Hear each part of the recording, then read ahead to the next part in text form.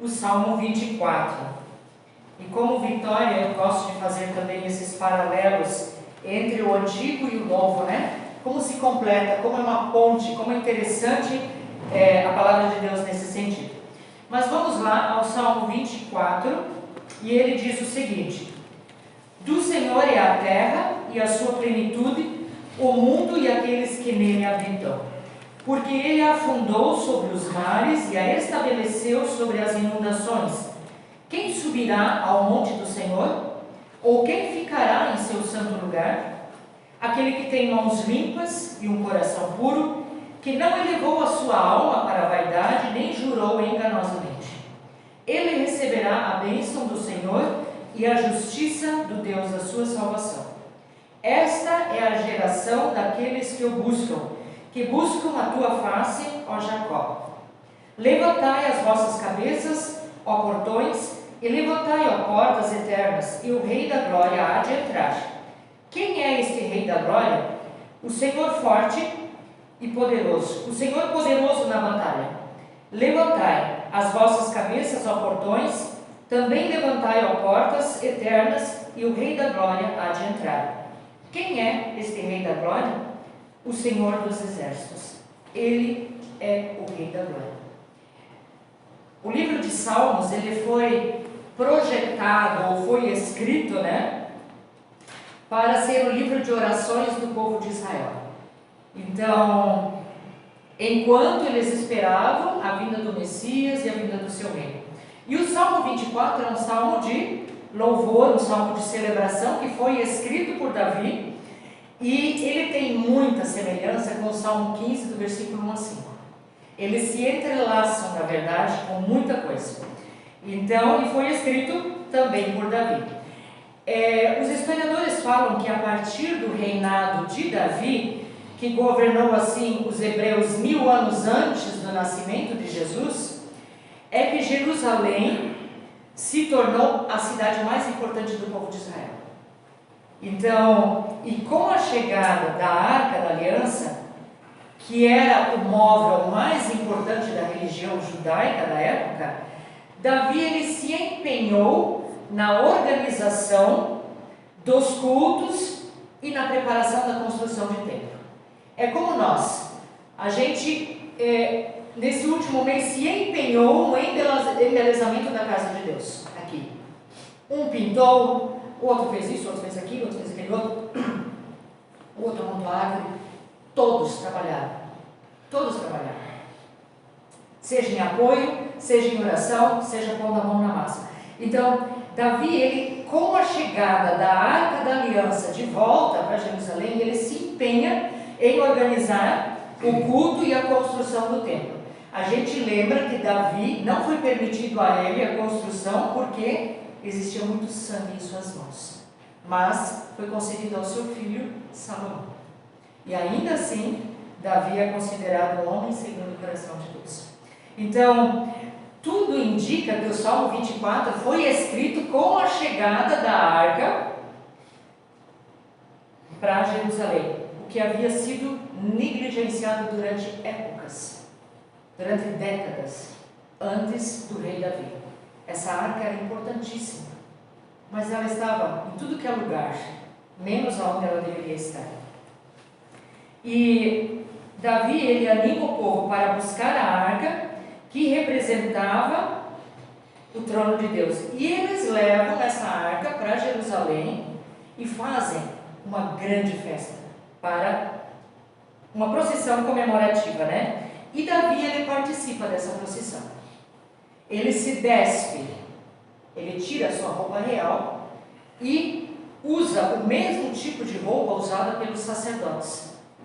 E ele entra junto com as pessoas comuns, ele se mistura no meio da população. Será que isso tem um objetivo? O foco de Davi não queria que o foco estivesse na pessoa dele como rei. Ele queria que o foco estivesse em Jesus, em Deus, o Rei dos Reis, o Rei da Glória. Então ele entra junto com o povo nessa comemoração festiva. E em 2 Samuel isso é relatado, capítulo 6, versículo 15, diz assim: Davi e toda a casa de Israel fizeram subir a arca do Senhor com brados e com som de trombeta. Consegue imaginar isso? Isso deve ter sido uma grande festa, né? E brados e som, e eu imagino que tenha existido dança, porque o povo de Israel era um povo que tinha as suas danças tradicionais, né? E alguns relacionam esse salmo, o cântico desse salmo, com a entrada de Jesus em Jerusalém no domingo de Ramos. Mantos e palmas espalhando o vale, o povo alegre de Jerusalém. Lá bem ao longe se começa a ver o Filho de Deus que montado vem. Enquanto 1000 vozes ressoam por aí, rosana ao que vem em nome do Senhor. Com um alento de grande exclamação, prorrompem com voz triunfal, rosana. Isso é uma canção e ela é muito linda. Arrepia só de falar, porque ela é muito ritmada, ela é muito cheia de vício, né? Então, há anos, esse salmo também é lido no dia da Ascensão, 40 dias depois da Páscoa. Então, tem muitas igrejas que leem o Salmo 24 nesse dia. Para os cristãos, né, o Rei da Glória é Jesus, voltando ao céu depois de sua morte e um dia voltará a nós. Mas quando eu falava sobre Davi, que entra como uma pessoa muito comum, né, para não ser identificado no meio das pessoas como, o rei Davi está no... Não, ele queria estar... quando Mical, a filha de Saul, que era a esposa de Davi, o vê entrando na cidade, junto com o povo, a Bíblia diz que ela o despreza em seu coração, ou seja, ela sente vergonha dele. Né? Eu sempre cito Eliseu com os meus exemplos, mesmo sem falar antes, porque eu sei que ele não vai levar para o lado, né? É como se o Eliseu tivesse feito alguma coisa e a Ellen olhasse para ele e dissesse, que coisa horrorosa foi essa? E sabe, quando Davi entra em casa, Mical cobra disso. O que foi aquilo? Que espetáculo foi aquele? De você se despir das suas vestes reais e se expor dessa forma no meio das pessoas? O que foi aquilo? E Davi coloca para Mical a honra e a glória que ele presta a Deus através dessa atitude. E a Bíblia diz que Deus castiga Mical. E ela se torna infrutífera, ou seja, estéril. Ela nunca teve filhos, por causa desta atitude de seu coração.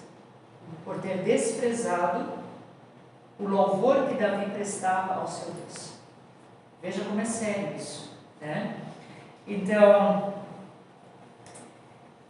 um dia Jesus voltará em glória, estabelecerá seu reino. Em Mateus 25 fala disso. Jesus terminou dizendo, quando o Filho do Homem vier como rei, com todos os anjos, ele se sentará no seu trono real. Bem-vinda, Rose, respira fundo, toma uma água, né? E daqui a pouco o botão está sintonizado, né? Existem estudiosos que dizem que o Salmo 24 é uma trilogia. Assim como existe o Deus Trino, Deus Pai, Deus Filho e Deus Espírito Santo. Então eles dizem que o Salmo 24 faz parte de uma trilogia. Ou seja, o Salmo é na verdade um grupo de 3 salmos messiânicos. O Salmo 22, ele fala de Jesus como o nosso Salvador, que morre por nós, que dá a sua vida e a sua morte traz vida. O Salmo 23 vai falar que Jesus é o bom pastor dá a sua vida pelas ovelhas e assim por diante, né? E o Salmo 24 e o Salmo 23, ele tem a sua confirmação em João, capítulo 10, versículo 11. Eu sou o bom pastor dá a vida pelas ovelhas. E o Salmo 24 fala de Jesus como o Criador, né? Como Rei e assim por diante. Eu dividi o Salmo 24 em 3 partes. A primeira está nos 2 primeiros versículos. Do Senhor é a terra e a sua plenitude, o mundo e aqueles que nele habitam. Falam do Deus da criação. Então o Salmo começa falando do Deus da criação, que fundou sobre os mares e estabeleceu sobre as inundações a terra. A Bíblia diz que a terra era sem forma e vazia. O Espírito de Deus pairava sobre as águas. Dali Deus forma a terra, dos mares e das inundações. E esses 2 versículos, eles se confirmam lá em Gênesis capítulo 1 e 2, quando diz do Senhor é a terra e a sua plenitude, o mundo e aquele que nele habita. Então fecha. Há já um paralelo ali no Antigo Testamento. Mas esses versículos vão ecoar também no Novo Testamento, né? Em João capítulo 1, todas as coisas foram feitas por Ele, e sem Ele nada do que foi feito se fez. Então Ele fundou a terra, e ao fazer isso Ele age com sabedoria. Ele não age de qualquer forma, Ele não faz de qualquer forma. Provérbios diz: o Senhor pela sabedoria fundou a terra e pelo entendimento estabeleceu os céus. Cada dia em Gênesis você vai ver uma coisa sendo fundada, e há cronologia nas suas ações. Ele não pôs primeiro os pássaros a voar sobre todo aquele aguaredo, não. Ele fez a terra, separou, né, terra de céu. Aí foi criando os animais, as pastagens, com lógica, com ordem nas suas ações, né? Então, Ele criou e Ele mantém a sua criação. Ele garante que a terra permaneça no seu lugar. A gente vê quando tem terremotos, né? Existem hoje escavações sendo feitas e antiguidades sendo achadas, porque cidades inteiras foram soterradas. E ainda assim Deus garante que Ele mantém as coisas em ordem e no lugar. Porque Ele não faz sumir o mundo inteiro e faz emergir água de tudo novamente. Então Ele tem controle sobre a sua criação. Ele mantém, né? Quando Ele lançou os fundamentos da terra para que ela não fosse removida para sempre. Essa é a resposta, Salmo 104. Você já parou para pensar que todos os corpos celestes foram criados por Deus? Marte, Júpiter, Saturno, Urano, Plutão, Terra. E Ele escolhe o planeta Terra. No planeta Terra Ele escolhe um povo. Para essa terra e para esse povo Ele envia o seu único filho, para que viva, ministre, morra, ressurja dentre os mortos, para que pecadores possam ser salvos. Ele escolheu a terra. Deus não fez isso em Marte nem em outros planetas. E olha que o povo está indo, né? Marte, Lua, sei lá eu para onde, para ver se existe vida, para ver se dá para viver lá, se tem água, se não tem. Mas Deus projetou que isso tudo existisse só na terra. É para lá que Ele trouxe as pessoas. É ali o seu campo de ação e de atividade, né? Então, a terra e tudo o que nela existe pertence a Deus. Mas as pessoas que habitam nessa terra, você e eu, que fomos feitos à imagem e semelhança de Deus, não podemos ignorar o fato de que nada é nosso, nós não levaremos nada desse mundo, mas, isso também diz lá em Eclesiastes 12, então o pó há de retornar à terra como era, e o Espírito há de retornar a Deus que o deu.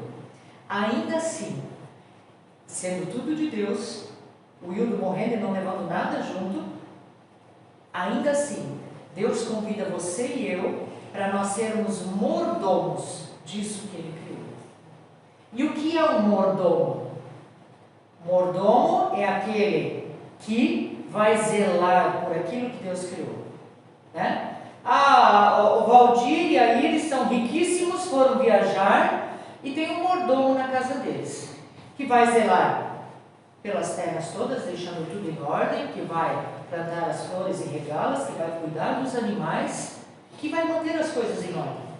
Assim, Deus nos dá esse privilégio de nós sermos mordomos. Mas você vai dizer: eu sou mordomo daquilo que Deus me deu. Eu reciclo corretamente, eu faço isso certo. Mas aí você diz: mas o fulano não faz. Só que se nós pensarmos assim, às vezes eu ouço aquela coisa assim: é só uma chequinha de cigarro no chão. O que tem? É desse tamanho. Mas você já pensou? Se 1000 pessoas fizerem isso, assim, numa vizinhança, como vai ser o tamanho desse montinho no final do dia? 1000 chepinhas. Quanto vai ser esse montinho? Então, se você e eu, cada um fizer um montinho, vai virar um montão. E eu não estou sendo mordomo daquilo que Deus me deu para zelar. Né? Então, temos o privilégio de termos essa terra e tudo que Deus criou. Na última vez eu falei, né? Se a gente já acha o pôr do sol agora lindo, imagina como ele era antes da queda. Então, Deus nos coloca como mordomos seus neste mundo, para que nós zelemos por aquilo que Ele tem nos dado. O segundo ponto, ele acontece do versículo 3 ao 6, que diz, cadê o papel inicial? Quem subirá ao monte do Senhor? Quem ficará em seu santo lugar? Aquele que tem mãos limpas e um coração puro, que não elevou a sua alma para a vaidade, nem jurou enganosamente, ele receberá a bênção do Senhor e a justiça do Deus da sua salvação. Esta é a geração daqueles que o buscam, que buscam a tua face, ó Jacó. Somos adoradores que experimentam a graça de Deus na redenção. Nós experimentamos a graça de Deus na redenção. Adorar significa elevar-se.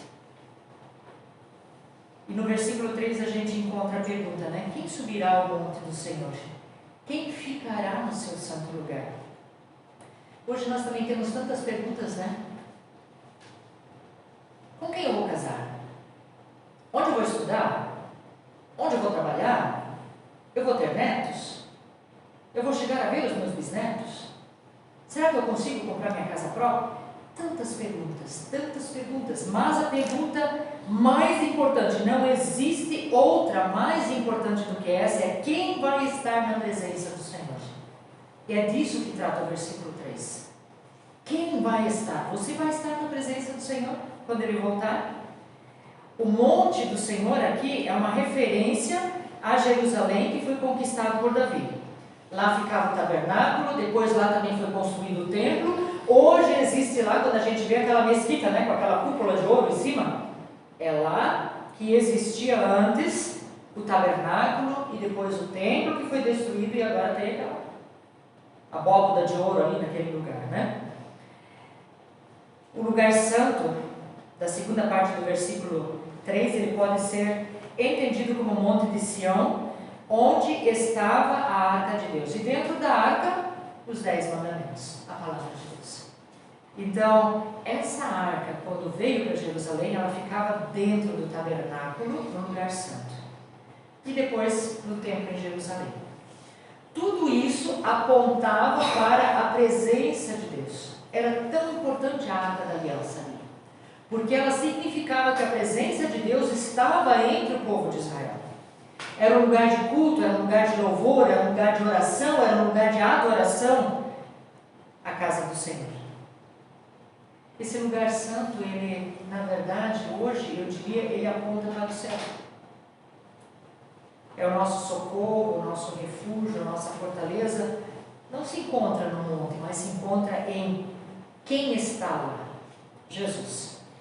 Lugar preparado por Ele, né? Ele diz, na casa de meu pai há muitas moradas. Se não fosse assim, eu teria dito para vocês, mas eu vou preparar lugar.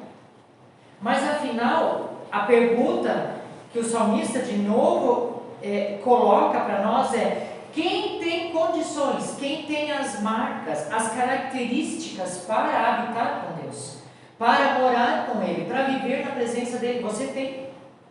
Você tem todas as características necessárias para estar diante do Rei dos Reis? Aqui não diz que eu vou passar 24 horas na presença de Deus 7 dias na semana. Não é isso. A gente sempre quer a felicidade total, né? E como ser humano, a gente busca isso, pensa assim, se eu tiver uma casa ideal, lá eu vou ter o meu sossego de alma, de corpo, de espírito. Às vezes, quando eu voltava do hospital, assim, sobrecarregada, né? Eu chegava em casa e todo mundo queria falar, todo mundo, meu pai, né? Eu dizia, pai, eu estou tão cansada de falar. Por favor, eu só quero silêncio. Ele dizia, pois é, mas eu passei no silêncio o dia inteiro, eu só queria falar. Né, coitado?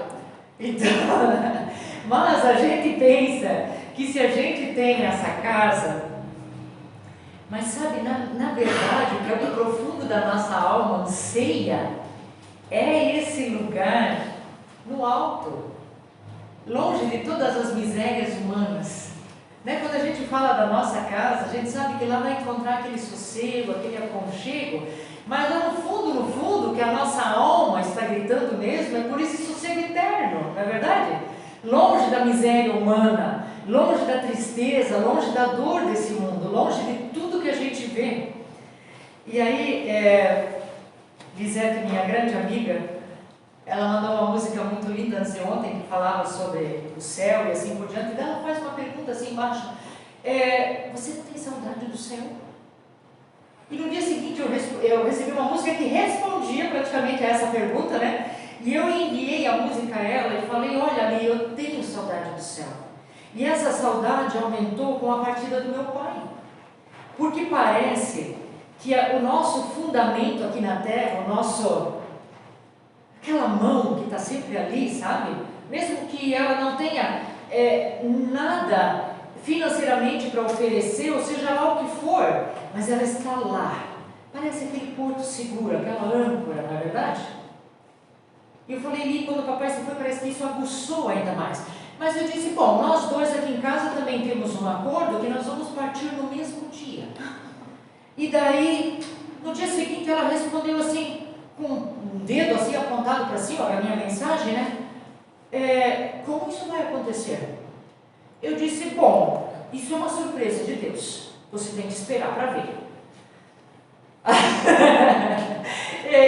Quem ouve diz assim, essa garota é maluca, né? Mas, gente, é o nosso desejo. Se Deus vai cumprir, eu não sei, não me pergunta. É uma surpresa de Deus. Mas o meu querido pastor Jacó, que era diretor do seminário, ele e a sua esposa foram levados juntos num acidente de carro. A filha com as duas amigas atrás sobreviveram com poucos arranhões.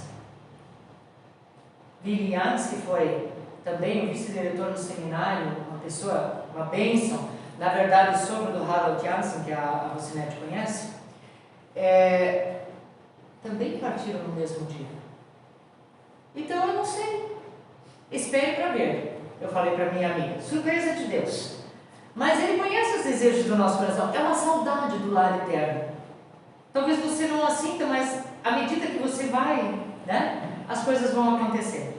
Então, nós queremos um lugar que, na verdade, sem pecado, sem mal, sem tristeza, sem dor, sem epidemia, sem morte. Não é maravilhoso pensar num lugar assim?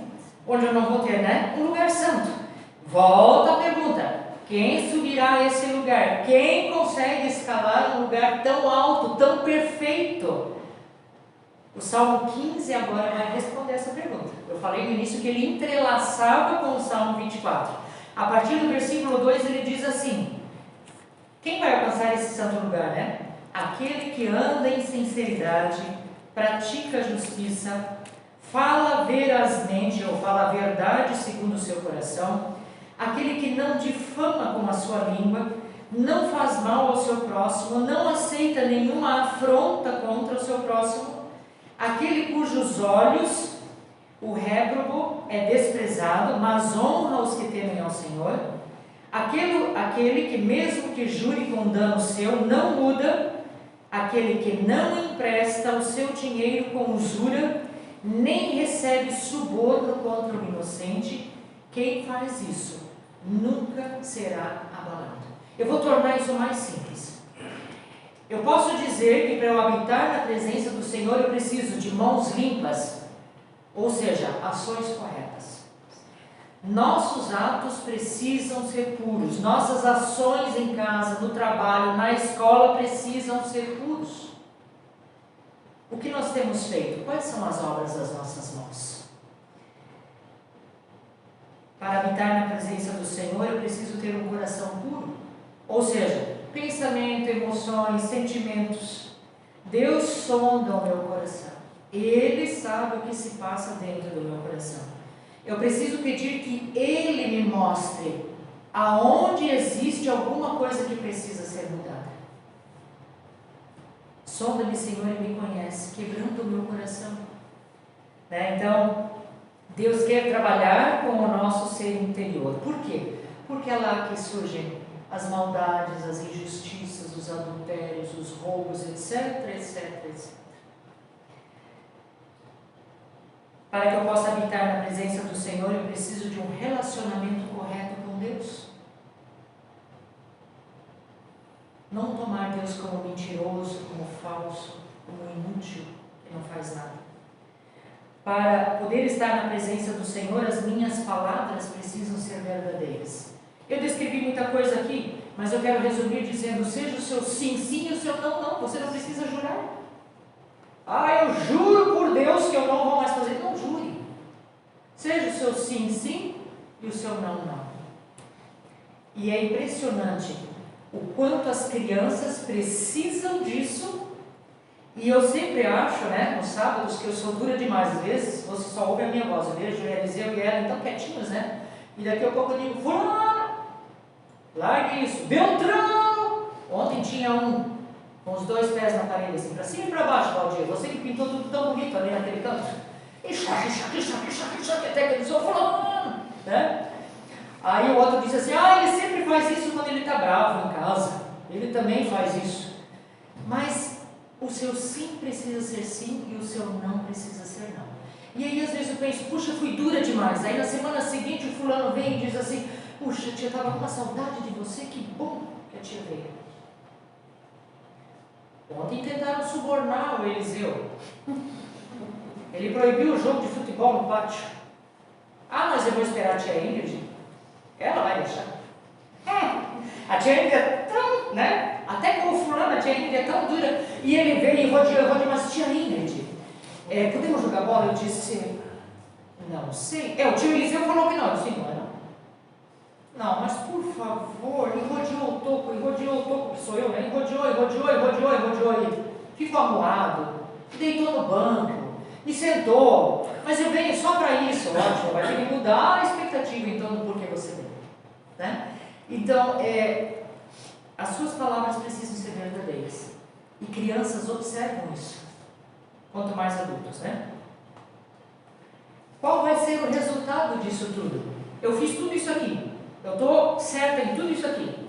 Qual vai ser o resultado? Aí o versículo 5 do Salmo 24 responde: este receberá a bênção do Senhor e a justiça do Deus da salvação. Ou seja, a recompensa e a dádiva da salvação. Se eu faço tudo isso, eu tenho o presente da salvação. Então, ninguém nesse mundo é capaz de preencher nenhum desses requisitos, gente. Mas, por quê? Todos pecaram, precisam da glória de Deus. Romanos 3:23. A única maneira de entrar na presença de Deus é por intermédio de Jesus. Então isso significa que se eu me arrependo dos meus pecados, se eu creio no Senhor, eu tenho esse livre acesso. Por quê? Jesus já está lá. Ele intercede por mim diante do Pai. Através dele eu tenho esse livre acesso ao Pai. Ele me representa diante de Deus. Ele dizia: Vitória pisou no tomate hoje, Pai. Mas, por mim, ela já está perdoada, então recebe. Jesus é essa ponte entre mim e Deus. Isso não é maravilhoso? Fiz um monte de bobagem um dia, no final do dia eu posso chegar e dizer: Senhor, fiz coisa errada ali. Então, buscar a face do Senhor é ter uma audiência com Deus. Eu posso buscar essa face. A justiça de Deus é uma dádiva, não é uma recompensa. Você não pode conquistá-la por obras. Tá joia? Último ponto. Somos vencedores que celebram a glória de Deus na conquista, dos versículos 7 até o 10. E existem várias explicações para esses versículos aqui, e eu separei umas 2, 3 para comentar. As portas de Jerusalém, elas se abriam para fora, segundo os comentaristas.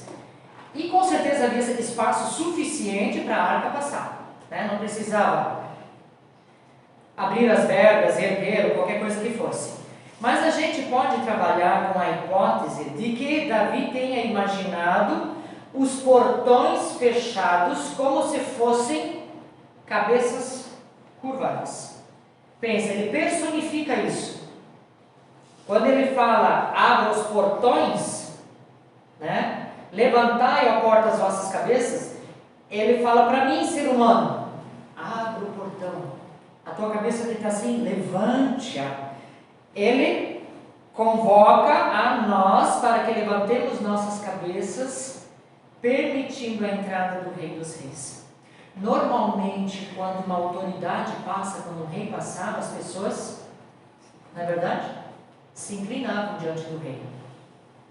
Antigamente as pessoas entravam, né, na casa, o filho vinha visitar o pai, abaixava a cabeça, bênção, pai. Então existia esse respeito. E levantar os portões refere-se a tornar os portões mais altos, maiores, para que o Deus glorioso pudesse entrar. Então Davi, ele está como que ordenando a nós, seres humanos, que recebamos esse Senhor de braços abertos e com honras. Martinho Lutero sugere o seguinte, na sua tradução: escancarai os portais, ou seja, dai boas-vindas ao Senhor de todo o coração. Primeiro domingo de Advento.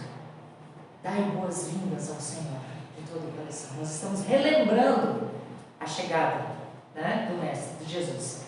E o comentário bíblico Beacon diz que o versículo 7 representa uma transição na adoração que ocorria no templo.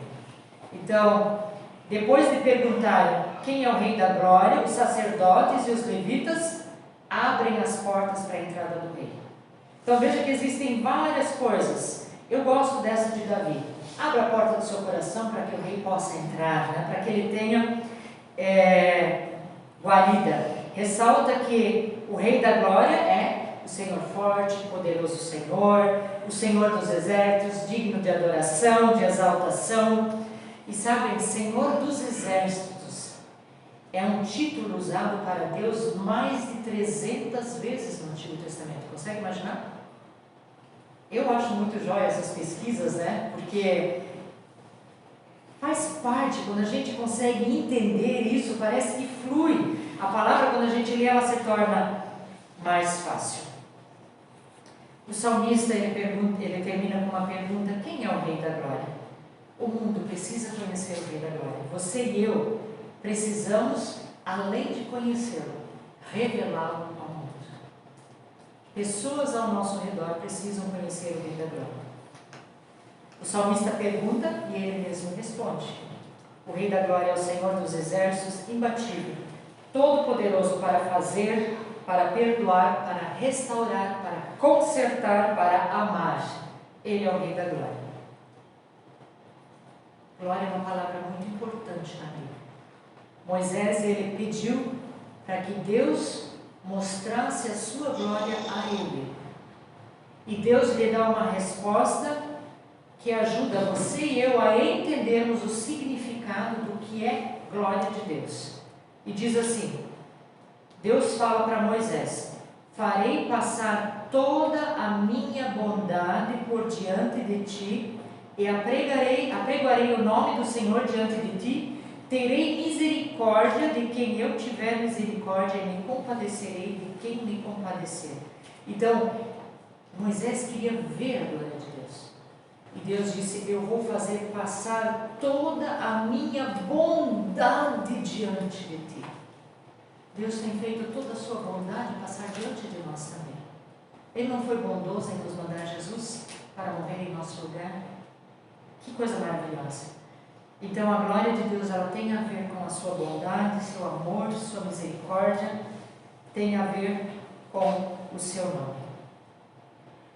E a glória de Deus também tem a ver com a pessoa de Jesus, com os milagres que ele fez, com os seus gestos, as ações e as palavras de graça e verdade. João 2 descreve isso: Jesus principiou assim os seus sinais em Caná da Galileia e manifestou a sua glória, e os seus discípulos creram nele. Que nós possamos crer também quando Deus tem manifestado a sua glória a nós, através de curas, através de respostas de orações, que nós possamos, reconhecer a grandeza, a soberania de Deus, adorá-lo com o nosso coração, revelar a glória dele a outros, Para finalizar, você e eu precisamos continuar a nossa busca de um coração limpo, de santidade nas nossas vidas, de arrependimento dos nossos pecados, para podermos nos achegar a Deus. E a entrada do Rei da Glória no templo, ela requeria a abertura das portas. Isso significava obediência dos sacerdotes e dos levitas em abrir a porta. Jesus diz: eu estou à porta e bato. Quem abrir a porta, eu entrarei e cearei com ele e ele comigo. Então depende hoje também ainda de obediência.